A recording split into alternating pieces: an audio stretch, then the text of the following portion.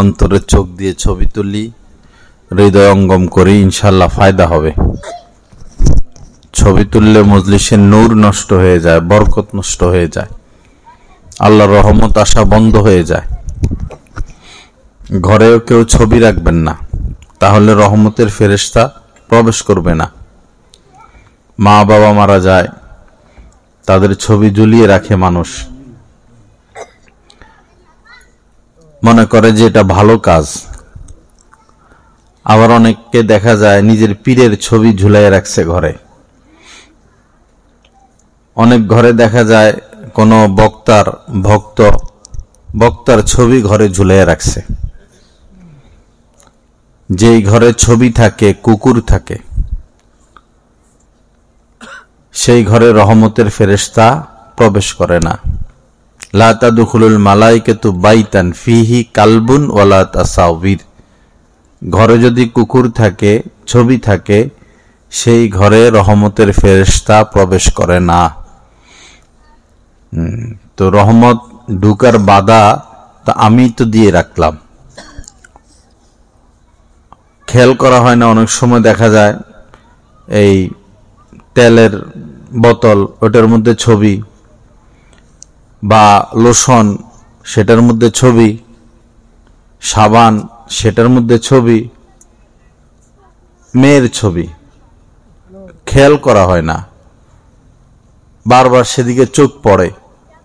তো যতবারই চোখ পড়ে গুনাহ তো হয়ে যাচ্ছে। এক হলো গুনাহ হয়ে যায়, তাও ছোট গুনাহ তো না, কবিরা গুনাহ। আরেকটা, রহমতের ফেরেশতা আসে না।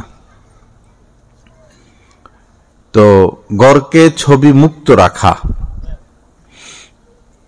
পত্রপত্রিকা অনেকে ঘরে রাখে, পরে পত্রপত্রিকারও তো অবস্থা ভালো না। প্রথম পৃষ্ঠায়ও ছবি, পিছনের পৃষ্ঠায়ও ছবি, আর বিনোদন পৃষ্ঠায় তো সব অশ্লীল ছবি। মানুষ নষ্ট হওয়ার সমস্ত আসবাব উপকরণ ঘরে ঘরে তারা পোষাইয়া দিছে, হাতের মুঠায় পোষাইয়া দিছে। চাউলের দাম দিন দিন বাড়ে, তেলের দাম দিন দিন বাড়ে, কিন্তু মোবাইল, সিম, নেট এগুলোর দাম দিন দিন কমে। টেলিভিশন দিন দিন দাম কমে। ফ্যান, এসি যেগুলো দরকার, লাইট, এগুলোর দাম বাড়ে, তারের দাম বাড়ে।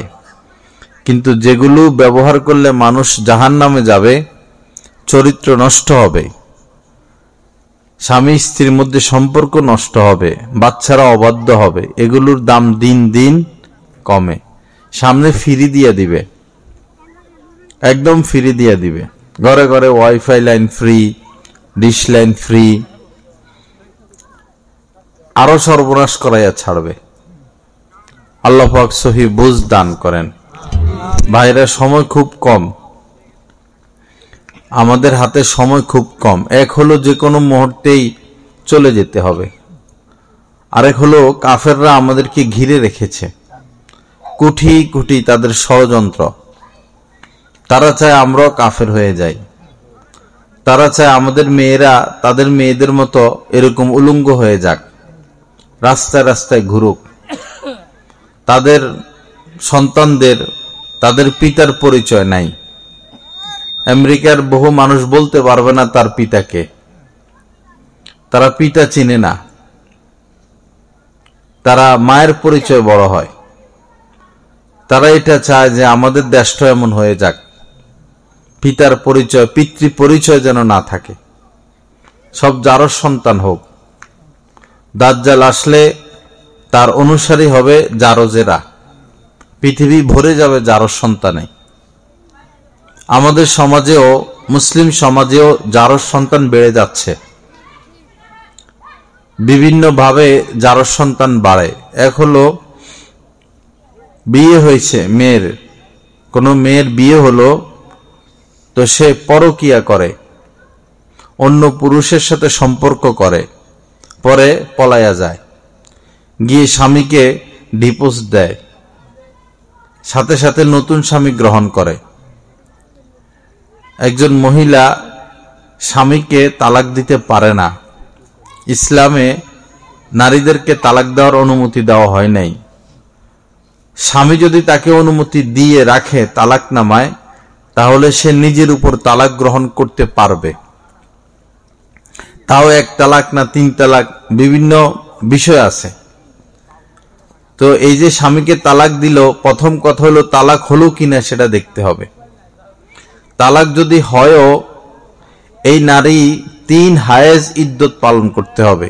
এই যে পলায়া গেল, স্বামীকে ডিভোর্স দিল, নতুন স্বামী গ্রহণ করলো, এই বিয়ে তো হয় নাই। আগের স্বামীকে ডিভোর্স দেওয়ার পর তাকে 3 হায়েজ 3 মাস ইদ্যত পালন করতে হবে।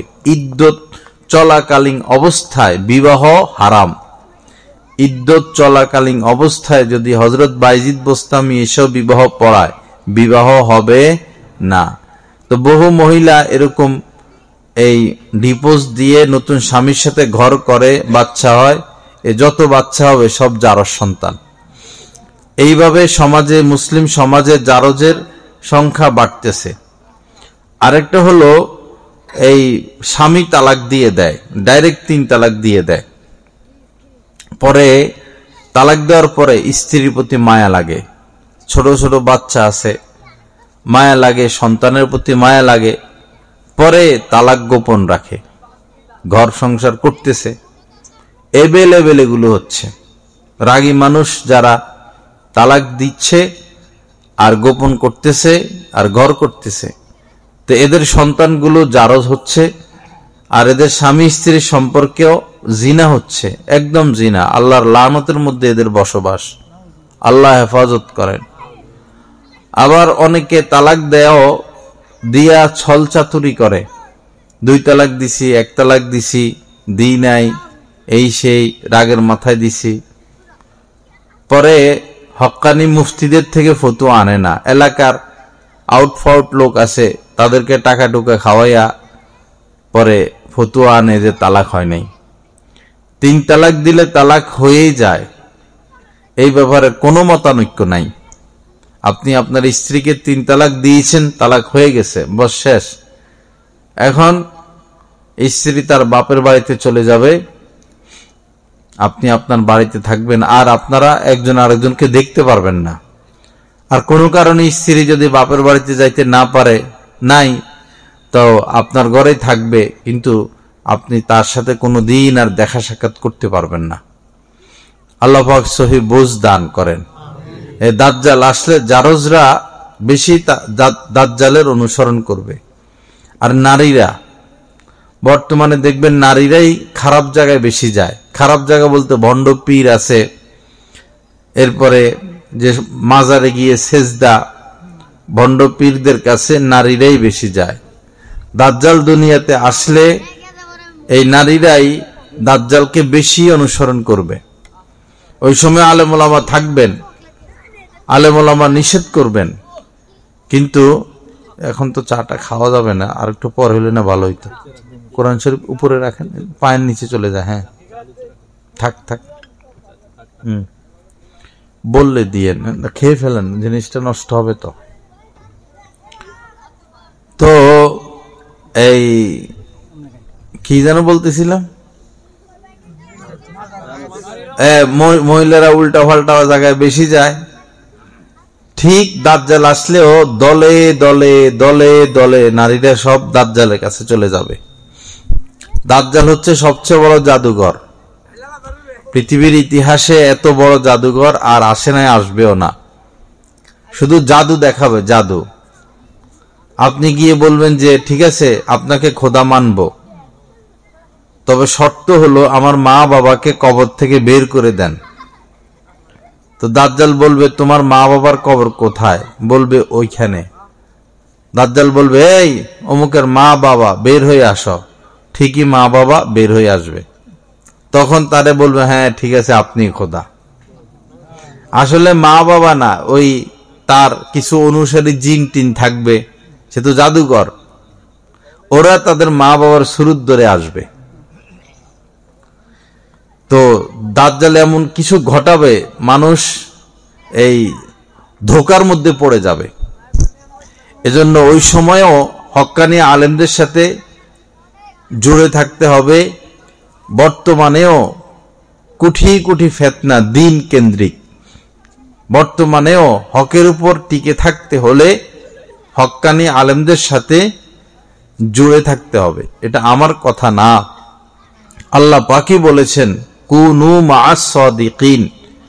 হে পৃথিবীর মানুষেরা, মুত্তাকিরা, ঈমানওয়ালারা, তোমরা যারা আমার হক্কানি আলেম, আল্লাহওয়ালা আলেম, সাচ্চা আলেম, তাদের সাথী হও, তাদের সাথে উঠা বসা রাখো, মহব্বত রাখো, সফর করো, চা নাস্তা খাও, বসো, গল্প সল্প করো। দিনেও আলেমদের সাথী হও, রাত্রেও আলেমদের সাথী হও, সকালেও আলেমদের সাথী হও, বিকেলেও আলেমদের সাথী হও। যত বেশি আলেমদের সাথে আমরা উঠা বসা রাখবো, আমাদের তত বেশি ফায়দা হবে। আল্লাহ পাক জাল্লা জালালু আমাদের সবাইকে আমল করার তৌফিক দান করেন। সামনে শবে বরাত, আগামী শুক্রবার, দিন গিয়ে রাত। শবে বরাত সম্পর্কেও অনেক কথা। কুমু লাইলাহা ও সুমু ইয়াওমাহা। নবীজি বলেছেন, এই রাত্র আসলে রাত্র জাগ্রত করো, জাগ্রত থাকো সারা রাত, আর দিনের বেলায় রোজা রাখো। একটা রাত জাগন থাকা বেশি কিছু না, একটা রাত জাগ্রত থাকা বেশি কিছু না। দেখবেন এই বিশ্বকাপ খেলা যখন শুরু হয়, তো খেলা বেশিরভাগ হয় শেষ রাত্রের দিকে। ফুটবল রাত্রে 2টা 3টা, এই এলাকার মানুষ জাগ্রত, খেলা দেখবে, পরে খেলা দেখে ঘুমায়। তো এই যে সারা রাত জাগ্রত থেকে খেলা দেখলো, এই খেলা জান্নাতে নিবে না জাহান্নামে নিবে? তো যে জিনিস জাহান্নামে নিবে সেটা দেখার জন্য সারা রাত জাগতে পারে, আর যে জিনিস আমাকে জান্নাতে নিবে সে জিনিসের জন্য কি এক রাত জাগতে পারি না? কি বলেন? এক রাত্র জাগ্রত থাকা যাবে না? এই শবে বরাতে ইনশাআল্লাহ আমরা জাগ্রত থাকবো। আল্লাহ সবার তৌফিক দান করেন। জাগ্রত থাকে কি করবো? গপসপ, মোবাইল টিপি, বাজি ফুটানি, হালুয়া রুটি, রাস্তায় রাস্তায় ঘুরা, এ মসজিদ থেকে সে মসজিদে যাওয়া না। সুন্নত মোতাবেক কাজ করতে হবে। শবে বরাতে যেগুলো করা যায়, করণীয়, যেমন হলো সদকা করা, কিছু দান সদকা করবেন।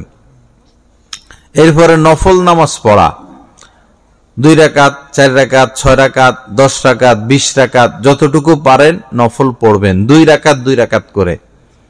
এবং মুনাজাত, বেশি বেশি মুনাজাত। প্রত্যেক 2 রাকাতের পরে হাত উঠাবেন, আল্লাহর কাছে যা যা চাওয়া দরকার তা তা চাইবেন।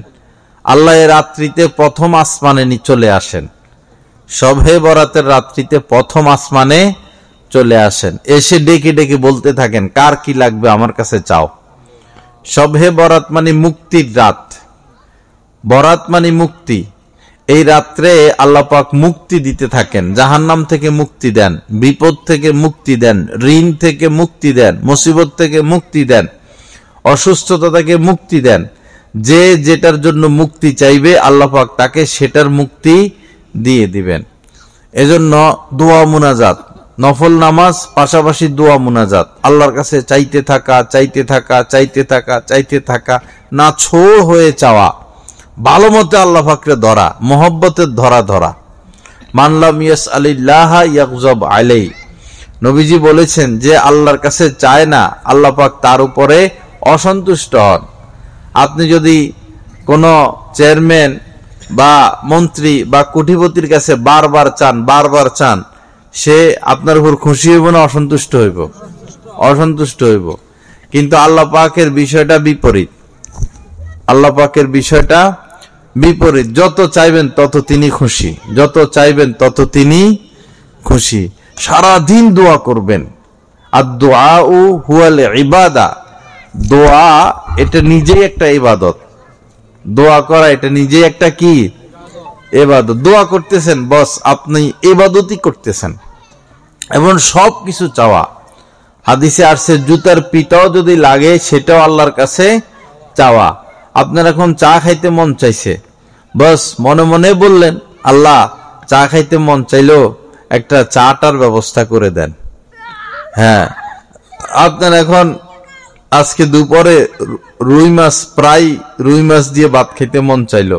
এখন রুই মাছের ব্যবস্থা নাই, না থাক, আল্লাহর কাছে বলবেন, আল্লাহ রুই মাছের ব্যবস্থা করে দেন। যখন যেটা মনে আসে তখন সেটা আল্লাহর কাছে চাইবেন। যখন যেটার জরুরত তখন সেটা আল্লাহর কাছে চাইবেন। এই চাওয়ার দ্বারা ওই জিনিসটা পান বা না পান, একটা জিনিস নগদ পেয়ে যাবেন, সেটা হলো আল্লাহ পাকের সাথে সম্পর্ক, আল্লাহ পাকের সাথে মহব্বত, একটা সম্পর্ক কায়েম হবে। আল্লাহ পাক দেখবেন যে আরে মানুষে মাজারে গিয়ে যায় চায়, সে তো আমার কাছে চাইতেছে, সে তো আমার কাছে চাইতেছে। আল্লাহর সাথে কি হবে? মহব্বত সম্পর্ক হবে। সব সময় দোয়া দোয়া দোয়া দোয়া দোয়া, বেশি বেশি দোয়া, বেশি বেশি দোয়া, বেশি বেশি দোয়া। মার কথা মনে পড়লো, হায়রে মা তো দুনিয়া থেকে চলে গেছেন, সাথে সাথে আল্লাহর কাছে বলেন, আল্লাহ আমার মাকে মাফ করে দেন, আল্লাহ আমার মাকে মাফ করে দেন, বাবাকে মাফ করে দেন।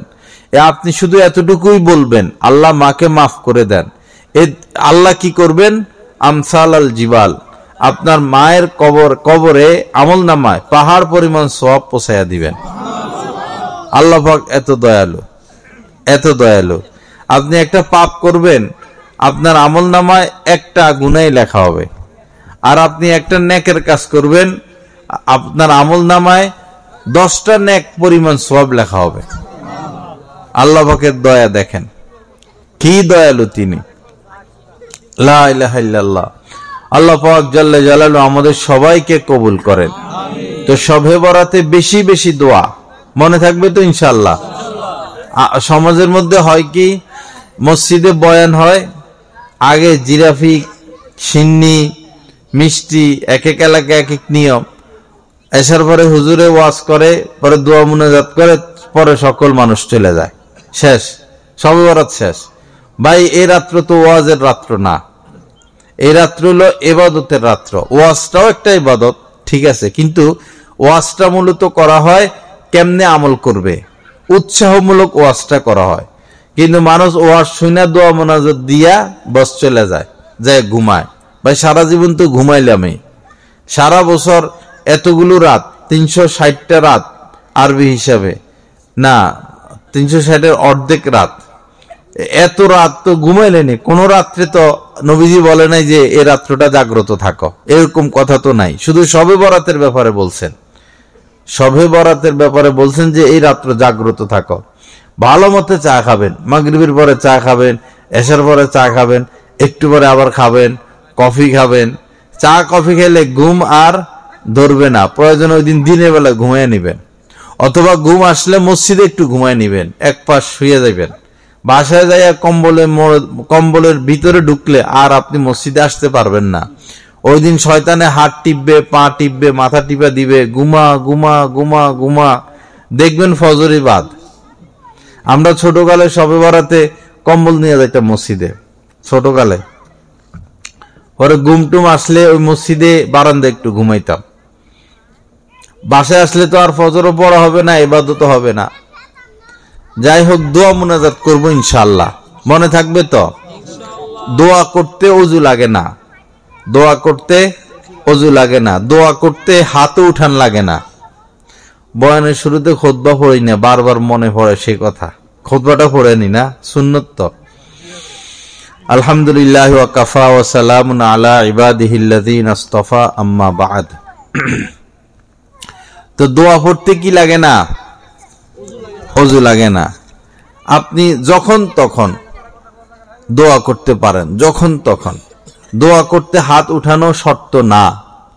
আপনি এখন সাইকেল চালাইতেছেন, দুই হাতে হ্যান্ডেল ধরা, বা গাড়ি চালাচ্ছেন, হুন্ডা চালাচ্ছেন, এখন কোনো কারণে দোয়া করা দরকার, তো হাত উঠাবেন কেমনে? হাত উঠালে তো হুন্ডা যাবে কোথায়? গড়ে, নদীতে। দোয়ার মধ্যে হাত উঠানো কি নয়? শর্ত না। সারাদিনের দোয়া, নামাজের পরে যেটা, সেটা ঠিক আছে, হাত উঠানো সুন্নত, সেটা ঠিক আছে। এমনি সারাদিন হাঁটা মোটা চলা ফেরায় মনে মনেও দোয়া করা যাবে, মনে মনেও দোয়া করা যাবে। ভাত খেতে বসছেন, এখন তরকারি কি লাগে না? মজা লাগে না। গরিব মানুষ, মাছের ব্যবস্থা হয় না, মুরগির ব্যবস্থা হয় না, ভালো তরকারির ব্যবস্থা হয় না, এখন কি করবেন? ভাত ফালাইয়া দিবেন? না, ফালাই দেওয়ার দরকার নাই, দোয়া করেন, আল্লাহর কাছে দোয়া করেন, ওই জায়গায় দোয়া করেন, আল্লাহ এই প্রতিদিন নিরামিষ খানা খাই, ভালো মাছ খাইতে পারি না, স্ত্রী সন্তানকে খাওয়াইতে পারি না, মা বাবাকে খাওয়াইতে পারি না, আল্লাহ তুমি রিজিকের মধ্যে বরকত দাও, আল্লাহ ভালো ভালো রিজিক দাও, হ্যাঁ মাছ তরকারি দাও, সুখ শান্তি দাও। সব সময় দোয়া করবেন, আল্লাহ আমাদেরকে তৌফিক দান করেন, আল্লাহ পাক রিজিকের মধ্যে বরকত দান করেন। রিজিকের জন্য সব সময় দোয়া করবেন, আল্লাহ হালাল রিজিক দাও, আল্লাহ হালাল রিজিক দাও, হারাম না, হারাম না। হারাম খাইলে কবরে যাওয়ার দরকার নাই। যারা হারাম খাচ্ছেন খবরদার কবরে যাইয়েন না, যেখানে যাওয়ার সেখানে যান। কই যাবেন? আল্লাহ দুনিয়ার বাইরে কোথাও যাওয়ার ব্যবস্থা নাই, আল্লাহর কাছেই যেতে হবে। বাবা বড় কঠিন, বড় কঠিন। যারা সুদ খায়, যারা ঘুষ খায়, কি উপায় হবে? এই জালেমদের মধ্যে কোনো ডর ভয়ও নাই। সুদ আরো বাড়ায়, আরো বাড়ায়, আরো বাড়ায়, চুরি আরো করে, চুরি আরো করে। কি উপায়? কি পরিমাণ সম্পদ চুরি করছে আমাদের এমপি মন্ত্রীরা, জানেননি আপনারা? এগো কি উপায় হবে কবরে? কি লাভ হলো কি চুরি করে? এখন ইঁদুরের গর্তের মধ্যে ঢুকছে, আর জীবনে মুখ দেখাইতে পারবে না, ঘর থেকে বাইরে হইতে পারবে?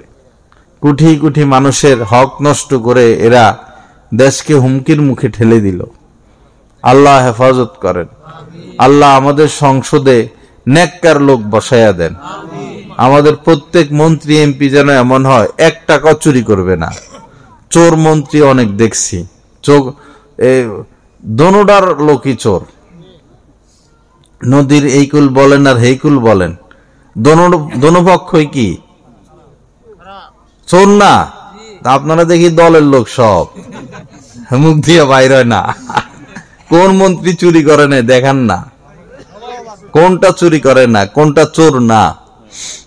একটা তো হাজার হাজার কোটি টাকা লইয়া লন্ডনে যাইয়া বসছে, আরেকটা আমেরিকায়। কালাটাও চোর, দলাটাও চোর, এদের পোলা মাইয়াও চোর, সব চোর, কোটি কোটি টাকা চোর। এই ছবি তুলবেন না, শয়তান আইছে এই লোকের সাথে।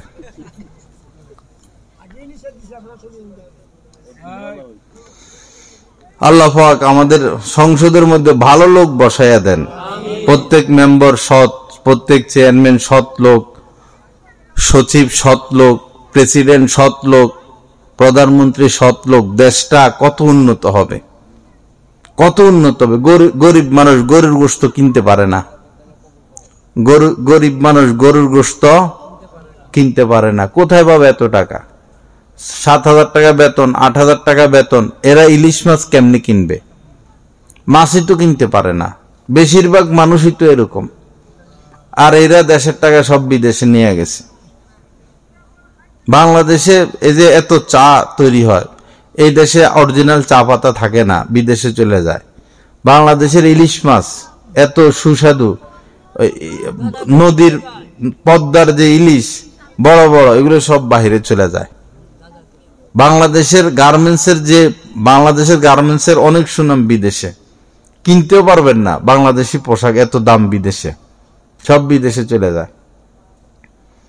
বাংলাদেশটা সম্পদের উপর ভাসতেছে, সম্পদের উপর, সম্পদে ভরা, তেল গ্যাস এগুলা। কিন্তু চোরদের ধাক্কা ধাক্কিতে দেশের কোনো উন্নতি হয় না। আল্লাহ পাক হেফাজত করেন। এই চোরদের থেকে আল্লাহ আমাদেরকে বাঁচান। আল্লাহ পাক সৎ লোক সংসদে ঢুকাইয়া দেন, অসৎ লোকদের হাত পা ভাঙ্গে আল্লাহ পাক সংসদ থেকে বাইর করে দেন। আল্লাহ পাক নেককারদেরকে ভোট দেওয়ার তৌফিক দান করেন।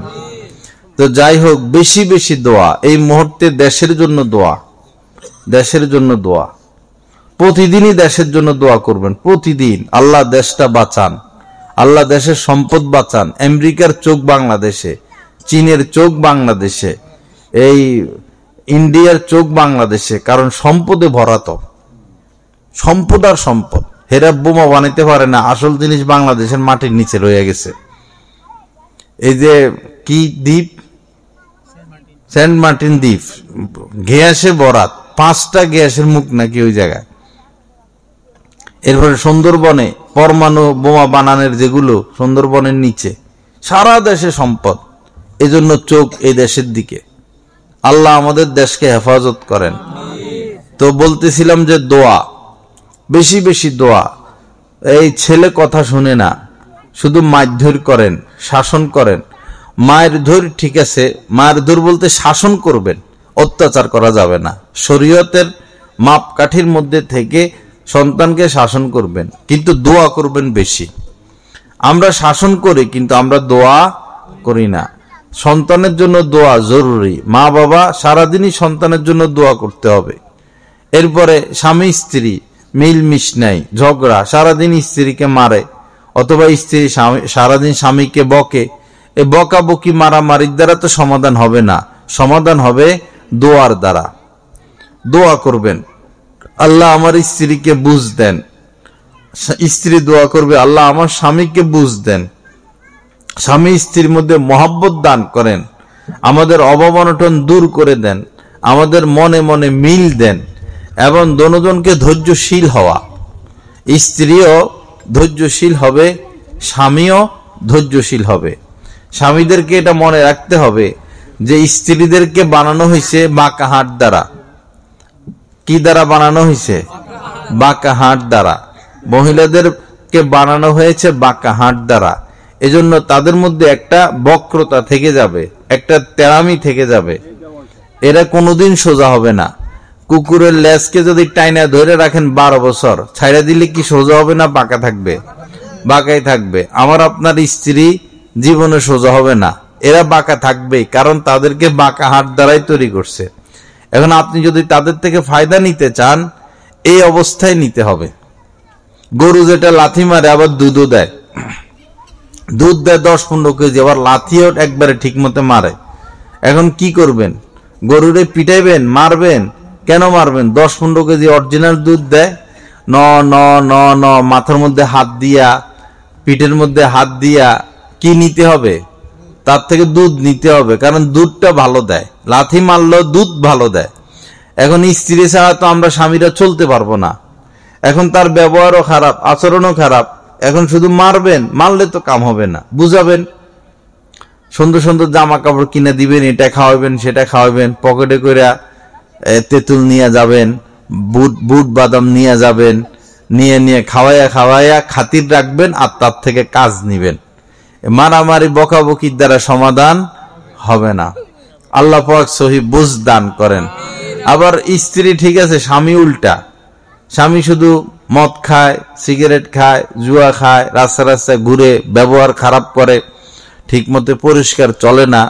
এখন স্ত্রী কি করবে? বেচারি স্বামীর বাড়িতে চলে আসছে, দোয়া করবে, কানবে, শবে বরাত আছে, মুক্তির রাত, আল্লাহর কাছে মুক্তি নিবে, আল্লাহ স্বামীটার ভালো করে দেন। আমাদের বৈরবে এক এরকম লোক মদ খায়, এদিকে স্ত্রীটা ভালো। তো স্ত্রী কানতে কানতে কানতে কানতে দোয়া করতে করতে 16 বছরের মাথায় পরে এই লোক মদ খাওয়া ছাড়া দিছে। পরে বেটা বুজুর্গ হয়ে গেছে। তো দোয়া এমন যে তাকদিরকেও পরিবর্তন করে দেয়। কোন লোকের তাকদির, ভাগ্য এমন যে সে জাহান্নামে যাবে নিশ্চিত, কিন্তু আপনি দোয়া শুরু করে দেন, দোয়ার মধ্যে এত শক্তি রাখছে আল্লাহ পাক যে তার ব্যাপারে জান্নাতের ফয়সালা হয়ে যাবে। এজন্য দোয়ার ব্যাপারে কোনো গাফলতি না করা।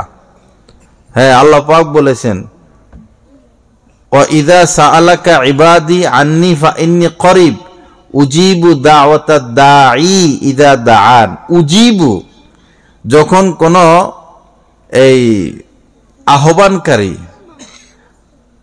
কোন অসহায় মানুষ আমার কাছে দোয়া করে, আমি তার ডাকে সাড়া দেই। উজিবু দাওয়াতাদ দাঈ, আহ্বানকারীর ডাকে আমি সাড়া দেই। তো আল্লাহ বলতেছেন আমি সাড়া দেই, কিন্তু আমরা যদি দোয়া না করি তো হইল না। বিশেষ করে শবে বরাতের রাত্রিতে সকল সৃষ্টির দিকে, মাখলুকের দিকে আল্লাহ পাক বিশেষভাবে মনোনিবেশ করেন। তুমি এখানে বসে বসে এরকম করো কেন? হেদিকে যাও, মোবাইলে কথা কইতে হইলে হেদিকে যাও, একবার কথা কও, একবার তামাশা করো। তোমরা আসতে কইছে কে? বসো বসো।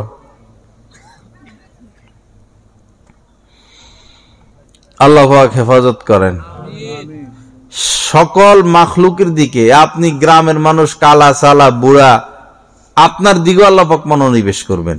দেখি বান্দার কি প্রয়োজন, করে না এরকম?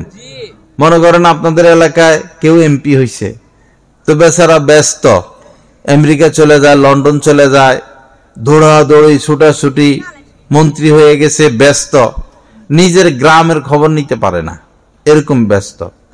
পরে 6 মাস 1 বছর গেল, সবাই কয় আরে আমাকে বাড়ির লোক মন্ত্রী হইলো, আমাদের গ্রামের লোক মন্ত্রী হইলো, আমাদের খবর নেয় না।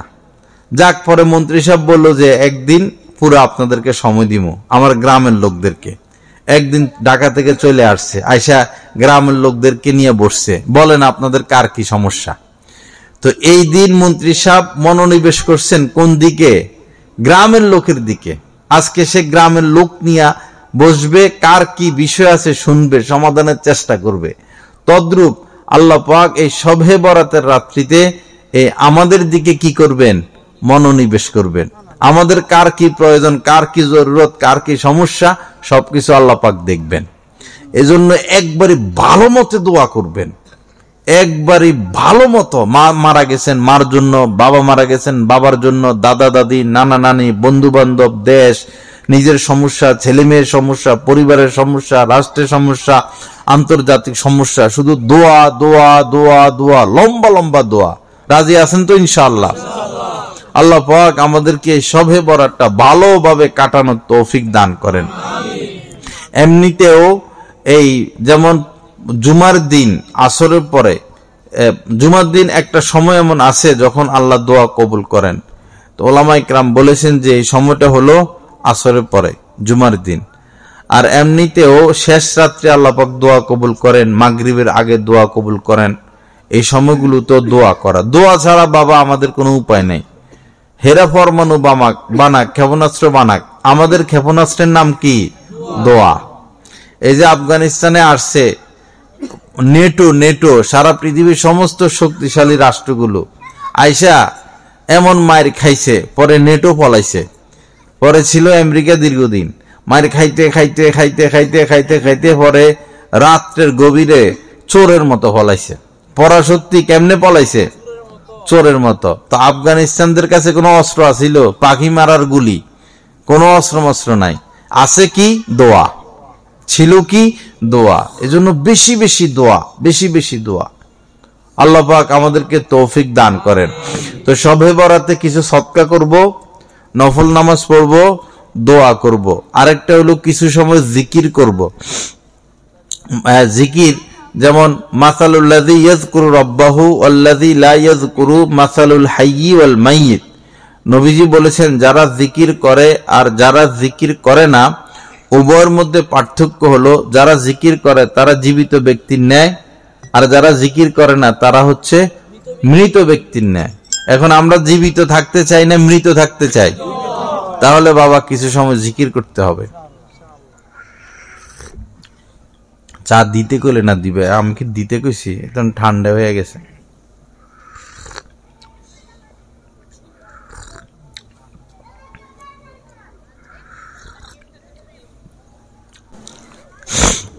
এই যে বয়ানে চা দিয়ে দেয়, পরে চা খাওয়া হয় না, চাটা নষ্ট হয়, তো অপচয় হয়েছে না? তো আমি তো শয়তানের ভাই হয়ে গেলাম। ইন্নাল মুবাযযিরিনা কানু ইখওয়ানাশ শায়াতিন। যারা অপচয় করে তারা শয়তানের ভাই, এজন্য অপচয় করা যাবে না। এরপরে কোরআন শরীফ দিয়ে রাখে, কোরআন শরীফ তো সাধারণত ধরা হয় না, এই পায়ের নিচে পড়ে থাকে। ছোট টুলটার উপরে কোরআন শরীফ পড়ে, পায়ের নিচে যায়। তো ওয়াজ মাহফিলে যদি কোরআনের এত অপমান হয়, তো কোরআনের ইজ্জত হবে আর কোথায়? এরপরে হ্যান্ডবিল গুলো, পোস্টার গুলোর মধ্যে বিসমিল্লাহ লেখে, পরে হ্যান্ডবিল তো মানুষ ফেলে দেয়, তার মানে বিসমিল্লাহ ফেলে দিল। বিসমিল্লাহ তো কোরআনের একটা গুরুত্বপূর্ণ আয়াত। এই জন্য হ্যান্ডবিলে, পোস্টারে, টিকেটে, দোকানের মেমুতে বিসমিল্লাহ লিখবেন না, কারণ এটা ফেলে দেওয়া হয়, পরে মানুষের পায়ের নিচে যায়। বিসমি তাআলা লিখবেন, তাহলে হয়। আল্লাহর নাম আর মানুষের পায়ের নিচে গেল না। আল্লাহ পাক সবাইকে আমলের তৌফিক দান করেন। এখন ওয়াজ মাহফিলের মধ্যে দিন নাই, শুধু ছবি তোলাতুলি, কেমনে ভাইরাল হবে, ওয়াজের চাপ বাড়বে, হাদিয়ার চাপ বাড়বে, দিন শেষ, আনুষ্ঠানিকতা। লা ইলাহা ইল্লাল্লাহ। তো অপচয় করা যাবে না, অপচয় করা যাবে না। অপচয়, এই যে মনে করেন আপনাদের মাহফিল, কিছু কিছু মাহফিল আছে আধা কিলোমিটার দূরে ঝাড়বাতি লাগায়, আধা কিলোমিটার, 1 কিলোমিটার। নান্দাইল থেকে আসার পথে কিশোরগঞ্জের এখানে এক বাইরালি বক্তা যাবে মাহফিল করতে, তো অনেক দূর থেকে কত এই ঝাড়বাতি লাগায় রাখছে। তো অপচয়। কালকে নোয়াখালী যাইতেছি, এরকম জায়গায় জায়গায় মাহফিল দেখলাম, আধা কিলো 1 কিলো পর্যন্ত ছোট ছোট বাতিগুলোর কি কয়, ঝাড়বাতি লাগায় রাখছে। অনেক জায়গাতে 1 সপ্তাহ ধরে বাতি লাগায় রাখে, গেট করে 10-12টা। কি এগুলা? এগুলো ওয়াজ মাহফিল? আল্লাহ পাক হেফাজত করেন, সহি বুঝ দান করেন। যাই হোক ভাইরা, সামনে রমজান।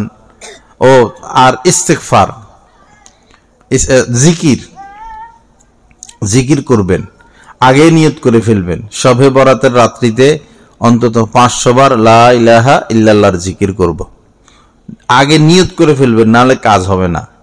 আল্লাহ আল্লাহ 500 বার জিকির করব, 500 বার হোক, 1000 বার হোক। এরপরে দুরূদ শরীফ 1000 বার পড়ব। এরপরে ইস্তেগফার, তওবা ইস্তেগফার, বেশি, আনলিমিটেড তওবা ইস্তেগফার, আনলিমিটেড। নবীজি আনলিমিটেড তওবা ইস্তেগফার করতেন। নবীজি বলেন যে ওয়াল্লাহি ইন্নী লা আস্তাগফিরুল্লাহ ওয়া আতুবু ইলাইহি ফিল ইয়াউমি আকসারা মিন 70 মাররা। কসম খেয়ে বলতেছেন, আল্লাহর কসম, প্রতিদিন আমি শত শতবার আল্লাহ পাকের কাছে তওবা করি এবং মাপ চাই, অসংখ্য গণিতবার। অথচ নবীজির কোনো গুনাহ ছিল না, পাপ ছিল না, অথচ শত শতবার তিনি তওবা ইস্তেগফার করতেন। এজন্য বাবা বেশি বেশি তওবা ইস্তেগফার করবেন। আস্তাগফিরুল্লাহাল্লাযী লা ইলাহা ইল্লা হুয়াল হাইয়ুল কাইয়্যুম ওয়া আতুবু ইলাইহি। বস, তওবা হলো, ইস্তেগফার হলো, সহজ হলো আস্তাগফিরুল্লাহ ওয়া আতুবু ইলাইহি, এটা বললে হবে, আস্তাগফিরুল্লাহ ওয়া আতুবু ইলাইহি। তো এই শবে বরাতের রাত্রিতে অনেকবার পড়বেন, বড়টা না পড়লে ছোটটা, আস্তাগফিরুল্লাহ আস্তাগফিরুল্লাহ আস্তাগফিরুল্লাহ 1000 বার পড়ে ফেলবেন। এরপরে আরেকটা বিষয় হলো, মা বাবা যদি অসন্তুষ্ট থাকে তো দোয়া কবুল হয় না। এজন্য ফোন দিবেন প্রয়োজনে। যদি মা বাবা কাছে থাকে, যায় পায়ে পড়বেন যে মা আমাকে মাফ করে দেন, আব্বা আমাকে মাফ করে দেন। আপনারা মাফ না করলে আল্লাহ মাফ করবে না। পায়ে পড়তে শরম লাগলে হাত ধরবেন, হাত ধরতে সময় লাগলে মুখে বলবেন, মুখে বলতে শরম লাগলে আপনার বন্ধুকে পাঠাবেন। রাস্তা সব বলে দিতেছি, আপনার বন্ধুকে পাঠাবেন যে আমার মা আমার বাবার কাছে যাইয়া তুমি একটু মাপটা নিয়ে নাও। আপনার বড় ভাই আছে, বড় ভাইয়ের কাছ থেকে মাফ নিবেন। চাচা আছে, জ্যাঠা আছে, তাদের থেকে মাফ নিবেন। অথবা চিঠিতে লিখবেন, চিঠিতে লিখবেন যে বাবা আমি অনেক কষ্ট দিয়েছি, আমাকে আল্লাহর রাস্তায় মাফ করে দেন। চিঠিতে জানাবেন। মাফ নিতে হবে, মাফ নেওয়া ছাড়া উপায় নাই। মা বাবার দোয়াও কবুল হয়ে যায়, মা বাবার বদদোয়াও কবুল হয়ে যায়। মা বাবা বড় কঠিন বিষয়, বড় কঠিন বিষয়। ওয়াসাইনাল ইনসানা বিওয়ালিদাইহি ওয়াসাইনাল ইনসানা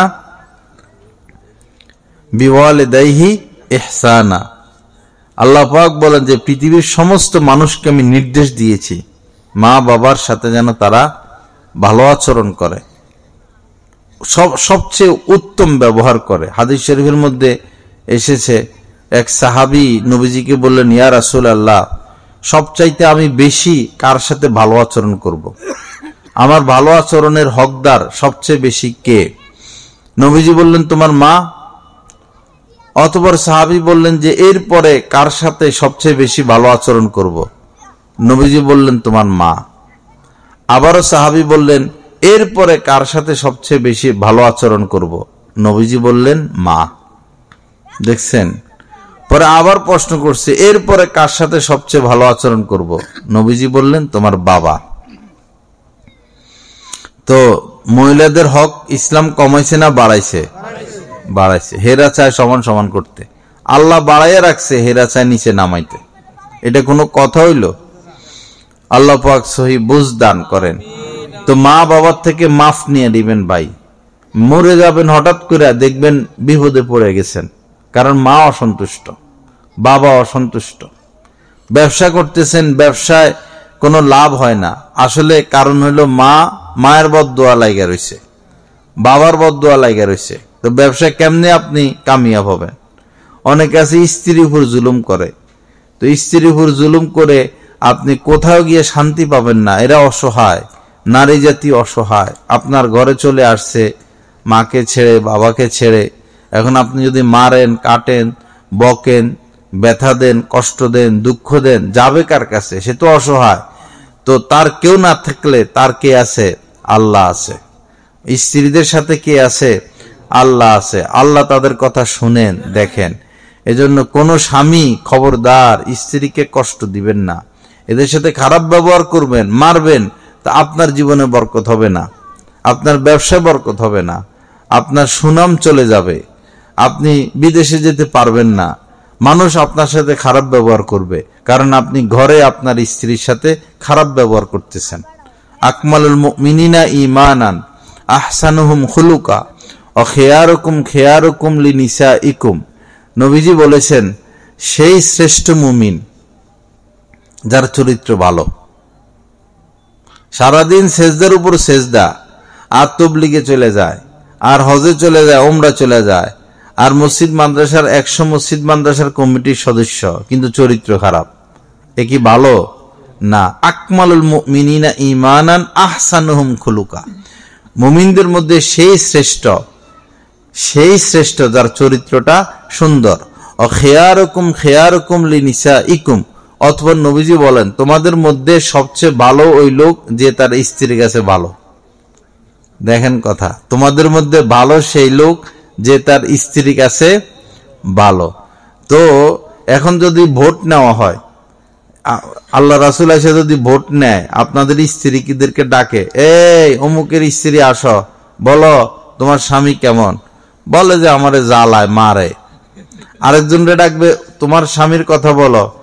100 জন স্ত্রীকে যদি ডাকে, 99 জনে কইবে আমার স্বামী ভালো না। ঠিক না বে ঠিক? তো কি উপায় হবে কন? অথচ আম্মাজান আয়েশাকে জিজ্ঞাসা করা হয়েছিল যে নবীজি কেমন ছিল, তো তিনি বলেছেন খুলুকুহু আল কোরআন। সুবহানাল্লাহ। তার চরিত্র হইল পুরাটা কোরআন। আর আমাদের স্ত্রীদেরকে ডাইকে যদি নীরবে জিজ্ঞাসা করা হয়, কইবো যে আমার স্বামীর চরিত্র কোরআনের মতো? বলবো? বোঝা গেল আমাদের মধ্যে কি আছে? কমতি আছে। আমাদের পাঞ্জাবি লম্বা, আমাদের এই দাড়িগুলো লম্বা লম্বা, আমরা জিকির করি জোরে জোরে, আবার স্ত্রীর সাথে খারাপ আচরণ করি, কাজ হবে না।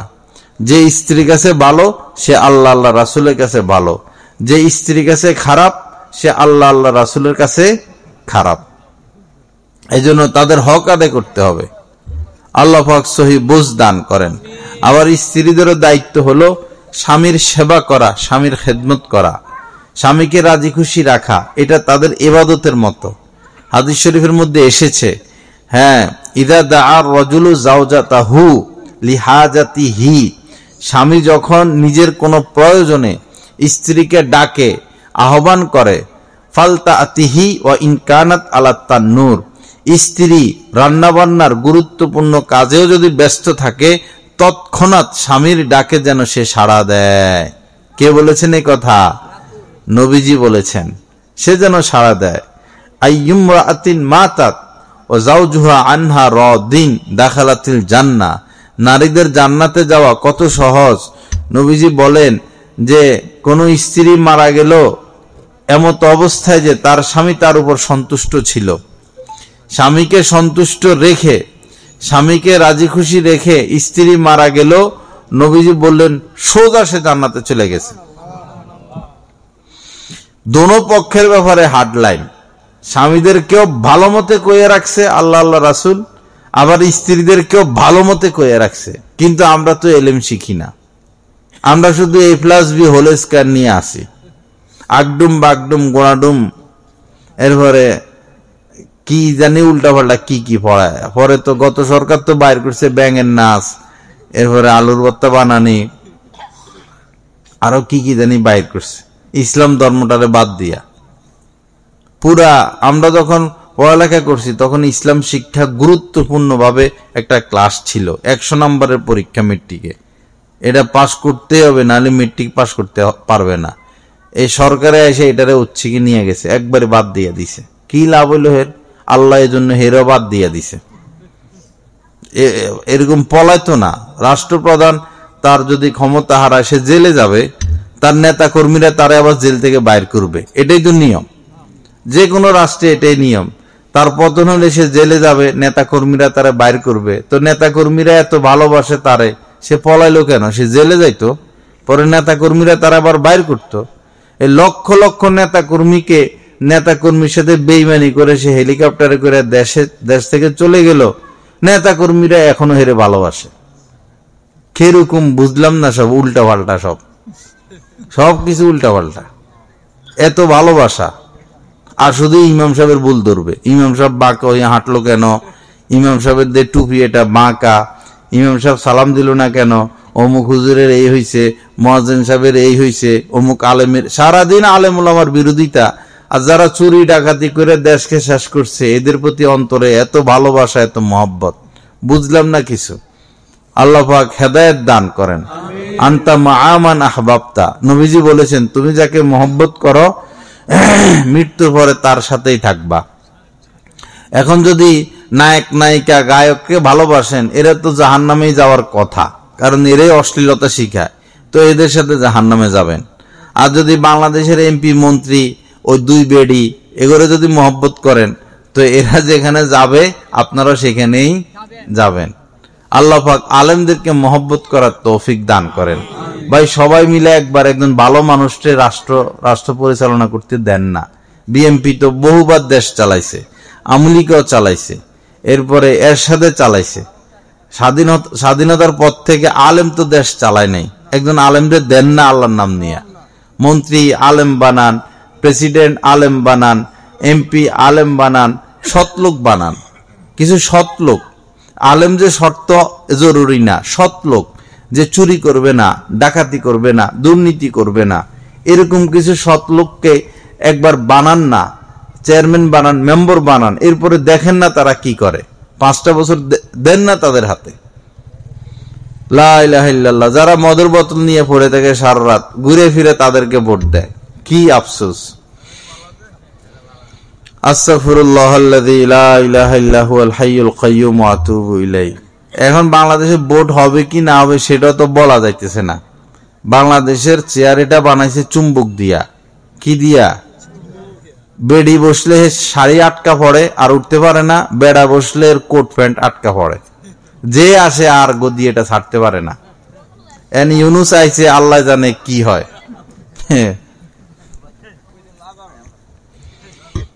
আস্তাগফিরুল্লাহাল্লাযী লা ইলাহা ইল্লা হুয়াল হাইয়ুল কাইয়্যুম ওয়া আতুবু ইলাইহি। যাই হোক, কি যেন বলতেছিলাম, স্বামী স্ত্রী। তো স্ত্রীদের সাথে আমরা ভালো আচরণ করব, তাদেরকে ভালোবাসবো, ইনশাআল্লাহ ভালোবাসা পাবো। আল্লাহ পাক আমাদের সবার ঘর সংসারের মধ্যে শান্তি দান করেন। শবে বরাতের পরের দিন রোজা, বা একটা রোজা কিন্তু বেশি কঠিন না। নবীজি 2টা রোজা রাখতেন সপ্তাহে, সোমবার এবং বৃহস্পতিবার রোজা রাখতেন এই কারণে যে বৃহস্পতিবারে আল্লাহ পাকের কাছে সাপ্তাহিক আমল পেশ করা হয়। আমাদের সবারও বৃহস্পতিবার আল্লাহ পাকের কাছে সাপ্তাহিক আমল পেশ করা হয়।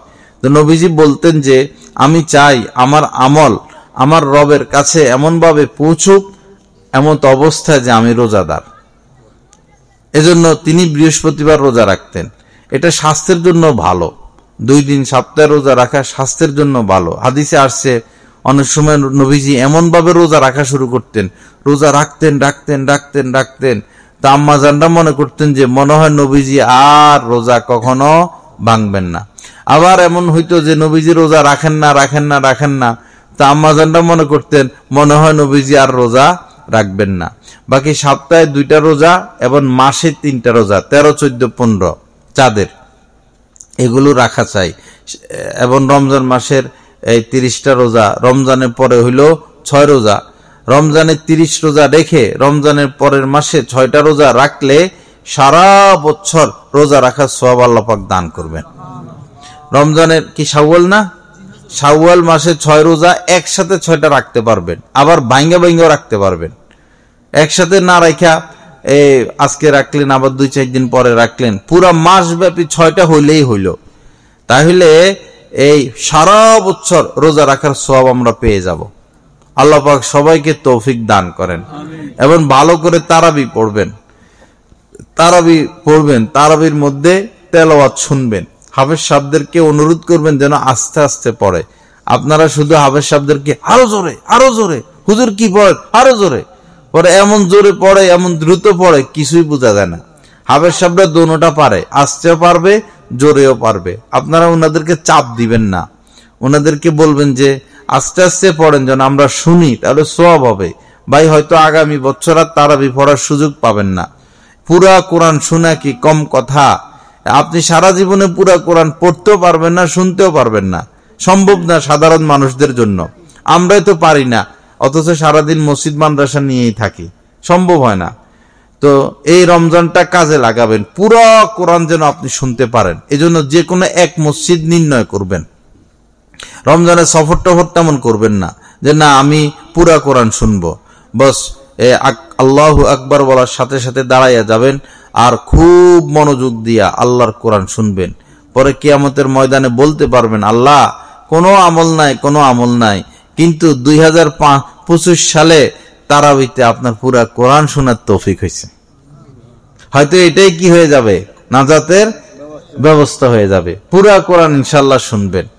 এরপরে এই হাফেজ সাহেবদেরকে ইজ্জত করবেন, সম্মান করবেন, দুধ খাওয়াবেন, ভালো ভালো জিনিস খাওয়াবেন, দেশি মুরগি খাওয়াবেন, শাক লতা পাতা খাওয়াবেন এবং যাতায়াত খরচ দিবেন। কিন্তু তারাবির কোনো চাঁদা নাই, তারাবির চাঁদা উঠাইলে আপনাদেরও সওয়াব হবে না, হাফেজ সাহেবদেরও সওয়াব হবে না। দেশ গ্রামের মধ্যে মসজিদের মধ্যে ধরে ভাই আপনি তারাবির চাঁদা কত দিবেন, ভাই আপনি কত দিবেন, এরকম না, ব্যক্তিগত হাদিয়া দিবেন। আপনি গোপনে গিয়া তারাবির চাঁদা দিলে নাহলে আপনি 100 টাকা লেখাইবেন বা 500 লেখাইবেন, এরকম না। গোপনে যাই হাফেজ সাহেবদেরকে 1000 টাকা আপনি হাদিয়া দিবেন, অমুকে 500 টাকা দিবে, অমুকে 200 টাকা দিবে, অমুকে 300 টাকা দিবে। গোপনে ব্যক্তিগত হাদিয়া সারা বছর দেওয়া যায়, তাহলে তারাবির সওয়াব নষ্ট হবে না।